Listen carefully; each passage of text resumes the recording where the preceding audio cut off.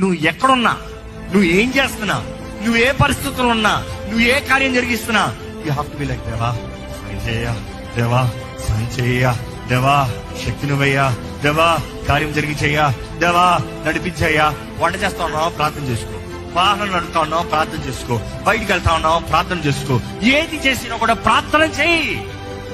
You have no excuse. Time లేదన్న dialogue ఈరోజు చాలా మంది పడతారు. టైం లేదన్న వాళ్ళకి అందరూ అంటారు, బాగా పని చేసుకుని, బాగా కష్టపడండి, బాగా సంపాదించండి. కానీ అదే టైంలో నువ్వు చేసి అన్నింటిలో ప్రార్థన చేసుకో. అది లేకపోతే మాత్రం నీ జీవితమే waste. Straight forward. I'm sorry to say this. ఎందుకంటే దేవుడితో సంభాషణ లేని వ్యక్తి, దేవుడితో మాట్లాడటానికి బోరు కొట్టిన వ్యక్తి దేనికంటే పనికి వస్తాడా?